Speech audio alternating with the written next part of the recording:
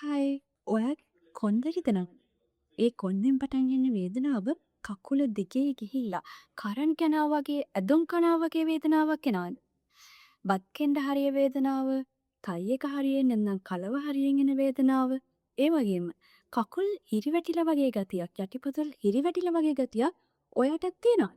මෙන්න මේ ඔක්කොම රෝග ලක්ෂණ වලට හේතුව එක චූටි තැනකින් පටන් ගන්න ස්නායු තෙරපුමක් වෙන්න පුළුවන්. මෙන්න මේක අපි හඳුන්වනවා සයටිකා කියලා.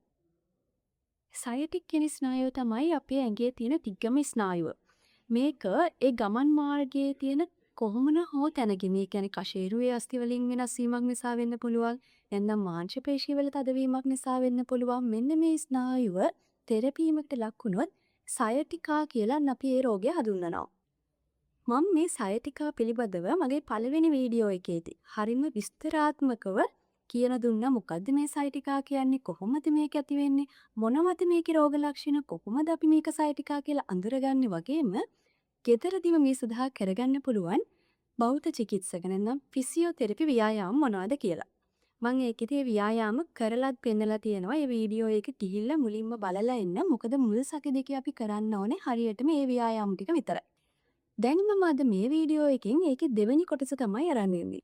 මම මේ වීඩියෝ එකේදී අද කියලා දෙනවා සයටිකා කියනනම් අපි අනුගමනය කරන්න ඕන නිවැරදි ඉරියව්. කියන්නේ correct postures. ඒ වගේම දෙවෙනි සතියෙන් පස්සේ අර එක්සර්සයිසස් ටික කරපු කෙනෙක් නම් දැන් ඔයා කරන්න ඕන ව්‍යායාම ටිකත් මම මේ වීඩියෝ එකෙන් ඊළඟ next step එක විදියට කියලා දෙනවා.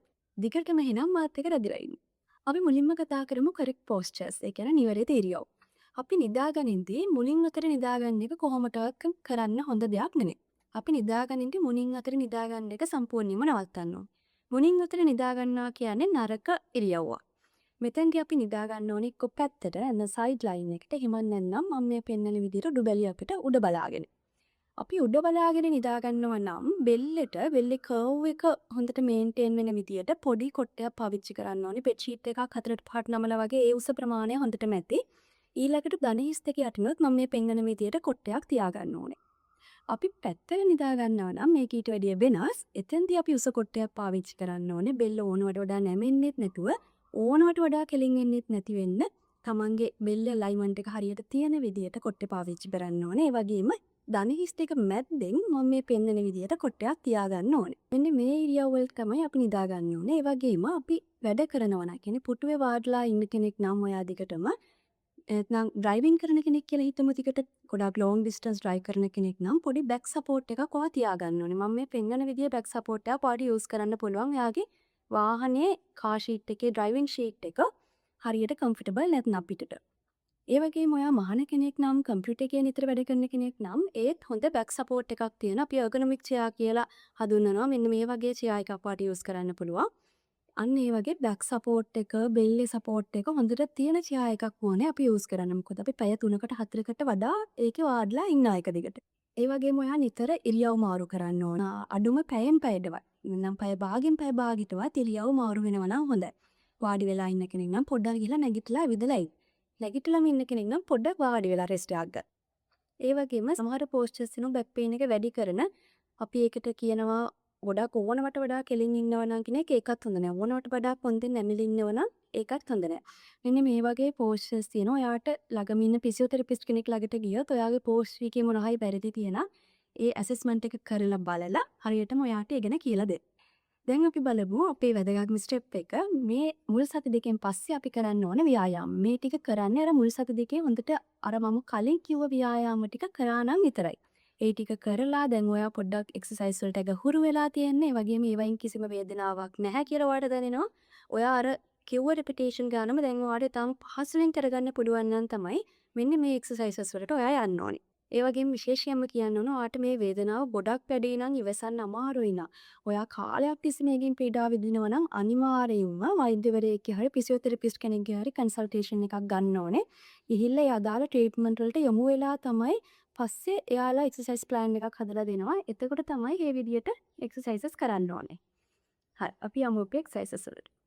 සති දෙකකට පස්සේ කලින් කියපු එක්සර්සයිස් එක තමයි මේවා කරන්නේ. පළවෙනි එක තමයි ලෙග් රේස්. මෙතෙන්දී කකුල අංශක 45 වගේ උස්සන එක තමයි කරන්නේ. එක කකුලකට 10 වතාවක් මේ කරන්න ඕනේ.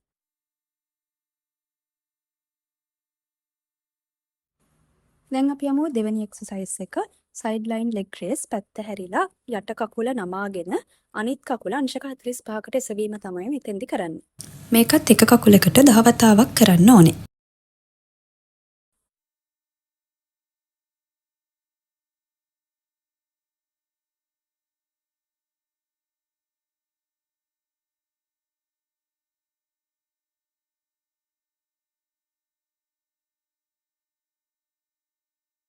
ව්‍යායාමය තමයි කැට් ඇන් කැමල්. මෙතෙන්දි කැට් කෙනෙක් වගේ අත් දෙකයි දන හිස් දෙකයි බිම තියලා බඩ ඉහළට ඔසවන ගමන් ඔළුව පහත් කරනවා. බඩ යටට යවන ගමන් ඔළුව උස්සනවා. මෙතෙන්දී අපි බඩට යටට යවනකොට උස්ම ගන්න පුළුවන් අපිට බ්‍රීත් ඉන් කරන්න පුළුවන්. ඒ වගේම බඩ ඉස්සෙනකොට අපිට බ්‍රීත් අවුට් කරන්න පුළුවන්. උස්ම පහළ යවන්න පුළුවන්. මේකත් 10 වතාවක් කරන්න ඕනේ. මේ එක්සර්සයිස් ටිකත් දවසට 3 වතාවක් මම කලින් කිව්වා වගේ උණු වතුරෙන් තවලා තමයි කරන්න ඕනේ. මේ ටිකත් හරියටම සතිය එකමාරක් දෙකක් ඔයා කරන්න ඕනේ. අනිවාර්යයෙන්ම කමෙන්ට් බොක්ස් එකේ මට කමෙන්ට් එකකුත් දාන්න. ඔයාගේ ප්‍රතිඵල මොනවද? ඔයාට ඉස්සරහට වෙන්න ඕන වීඩියෝස් වල මොනවා හරි සජෙෂන්ස් තියෙනවනේ ඒවා මොනවද? ඒ වගේම මේක ෂෙයා කරන්න තව ගොඩ දෙනෙක්ට මේ අමාරුව තියෙනවා මම දන්නවා. අපිට ගොඩක් පේෂන්ස්ලා එනවා සයිටිකා නිසා. ඉතින් තව කෙනෙක් මේ ගැන දැනුවත් වෙලා ගෙදරදීම ඒගොල්ලන්ට පුළුවන් සුව වෙන්න මේ ව්‍යායාම ටික කරලා මගේ channel එකත් subscribe කරන්න. මේ වගේ ගොඩක් වීඩියෝස් රෝග පිළිබඳව ඉදිරියේදීත් කතා කරන්න බලාපොරොත්තු වෙනවා. හැමදාම කියනවා වගේ අපේ සතුට තියෙන්නේ නිරෝගීකම මත. මේ channel එක subscribe කරනම යන්න.